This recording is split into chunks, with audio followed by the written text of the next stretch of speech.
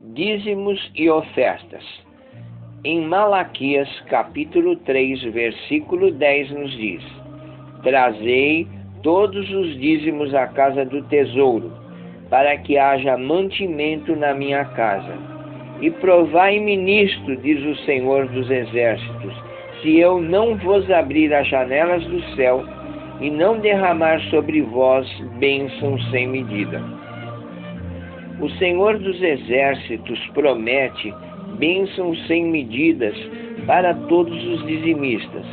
Mas, além dos dízimos, o Senhor nos instrui para sermos ofertantes da casa do Senhor.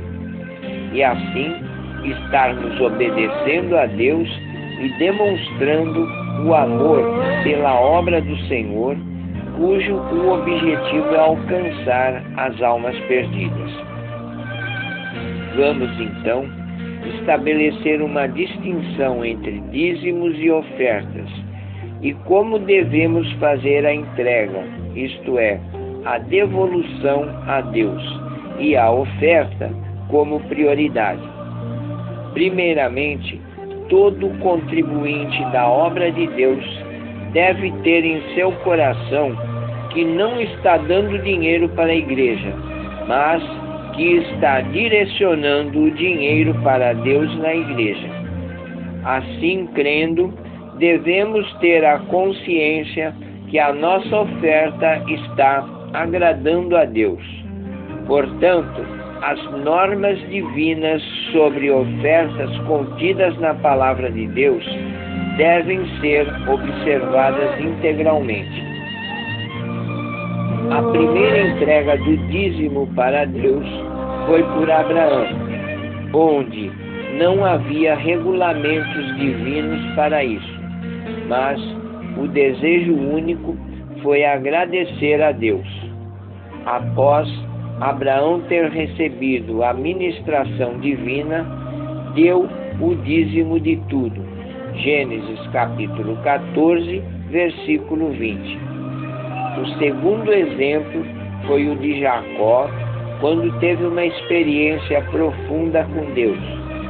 Após Deus ter-lhe feito promessas, tomou a iniciativa espiritual de fazer o voto: de tudo quanto me deres, certamente te darei o dízimo. Gênesis 28, versículo 22. O dízimo foi institucionalizado por Moisés quando o povo saiu do Egito. Levíticos 27, versículo 32.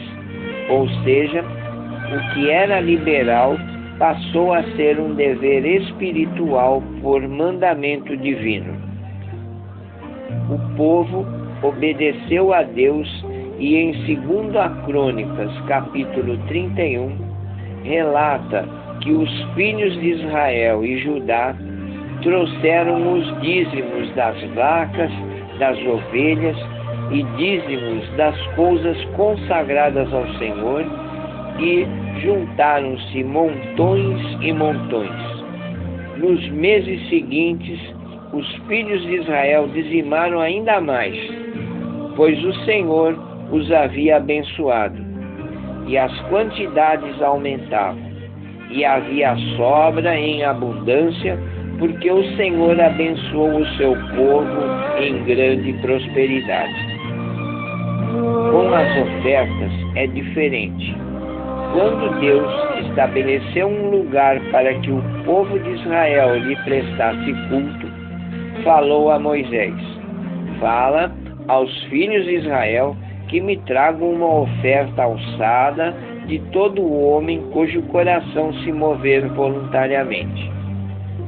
Séculos depois, o apóstolo Paulo, escrevendo à igreja de Corinto, a instruiu, dizendo-lhe: Cada um contribua segundo propôs no seu coração, não com tristeza ou por necessidade, porque Deus ama quem dá com alegria.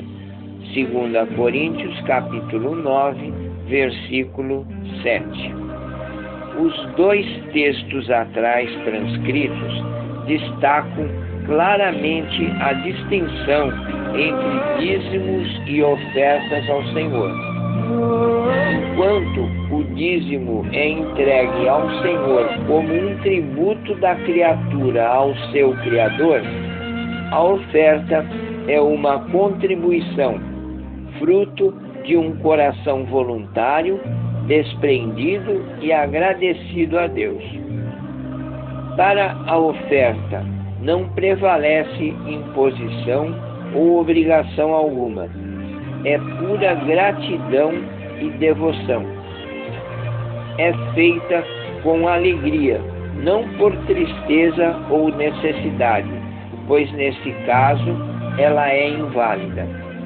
Temos o exemplo de Ananias e Safira, que contribuíram com outras intenções e perderam a vida, pois mentiram, fruto de uma ação diabólica. O ofertante deve observar os dois exemplos bíblicos a seguir.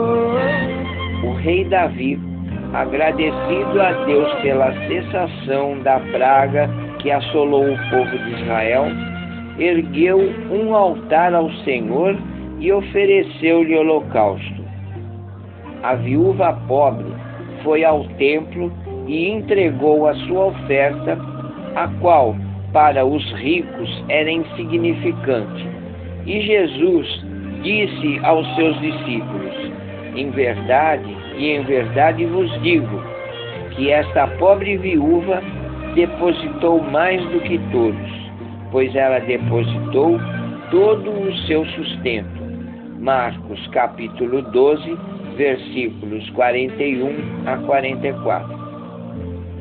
Estes exemplos mostram que as ofertas ao Senhor não devem ser daquilo que sobeja ou que é inservível para o cultuante.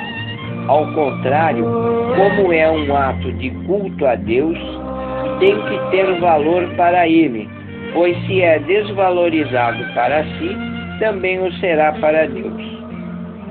Onde devemos entregar nossos dízimos e nossas ofertas? Numa época onde não havia qualquer norma sobre dízimo, Abraão foi o primeiro crente a observar o lugar de entrega das ofertas.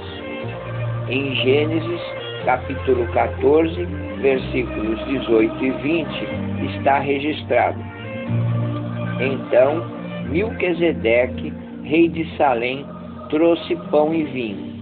Ele era sacerdote do Deus Altíssimo. Então, Abraão deu-lhe o dízimo de tudo. Atente para o detalhe: o dízimo de Deus foi entregue ao sacerdote de Deus no lugar onde aquele se encontrava.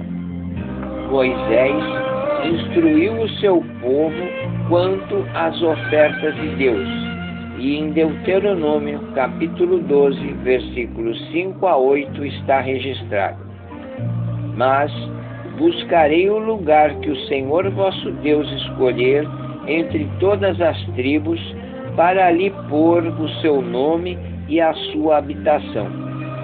Trareis a esse lugar os vossos holocaustos e vossos sacrifícios, os vossos dízimos e as vossas ofertas especiais e voluntárias, e o primogênito de vossas vacas e de vossas ovelhas. Moisés também repete o mesmo ensino em Deuteronômio capítulo 14, 22, dizendo: Certamente darás o dízimo de todo o fruto de tuas sementes, que cada ano se recolher do campo.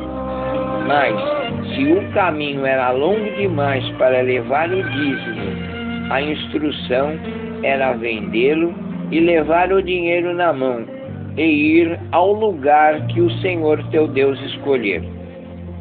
Posteriormente, através do profeta Malaquias, o próprio Deus determina como está escrito: Trazei todos os dízimos à casa do tesouro. Capítulo 3, versículo 10. Deus nos instruiu no sentido de que a oferta seja aceita, há que ser trazida e entregue no lugar por ele escolhido, ou seja, a casa do tesouro. Durante o ministério de Jesus, ele teve o cuidado de observar o gasofilácio, onde as ofertas eram entregues, e em Marcos capítulo 12, versículo 41 está escrito: E estando Jesus assentado, observava a maneira como o povo lançava o dinheiro no gasofilácio. Está demonstrado biblicamente a necessidade de se trazer as ofertas e dízimos a Deus no lugar escolhido por Ele, sob a pena de estas não serem aceitas. Mas como podemos dar nossas ofertas se tudo vem de Deus? Sim, tudo vem de Senhor, e somente devemos o que veio de suas mãos. Portanto, não deve o ofertante deixar de ter a visão, ao entregar a oferta ao Senhor, de que está devolvendo para o verdadeiro dono aquilo que lhe foi entregue. Por outro lado, o Senhor, alegrando-se com a fidelidade demonstrada pelo ofertante em devolver alegremente ao dono o que lhe pertencia, torna a entregar-lhe mais bens, que são novamente devolvidos ao Senhor. Mais bens são entregues por causa da fidelidade. E em Mateus, capítulo 25, versículo 21, nos diz: No pouco foste fiel, sobre o muito te colocarei.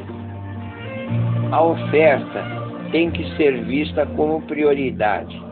Muitos procuram cobrir todos os seus gastos pessoais e, se sobrar, a oferta será do Senhor. O profeta Ageu revelou ao seu povo os desígnios do Senhor dizendo: Uma das fontes de desgraça e miséria que atinge seus servos é exatamente a falta de prioridade das contribuições para Deus. Pelo mesmo profeta, no capítulo 1, versículo 6, ele diz: Semeais muito e colhereis pouco, comeis, mas não vos saciais, vesti-vos, mas ninguém se aquece. O que recebe salário, coloca-o num saco furado. Deus deixou bem claro que quando suas ofertas são secundárias, as bênçãos são retidas. É bem verdade que ter ofertas ao Senhor como prioridade exige de cada ofertante fé e esforço espiritual, cujo próprio esforço de Deus reconhece e abençoa, dando-lhe forças para ser sempre mais que vencedor. Amém? Sou Carlos Palmar e aprendemos que quando o ofertante é movido pela fé em Deus, seus dízimos e ofertas são priorizadas e são uma fonte de bênçãos, afasta maldições da vida e agrada a Deus e o glorifica.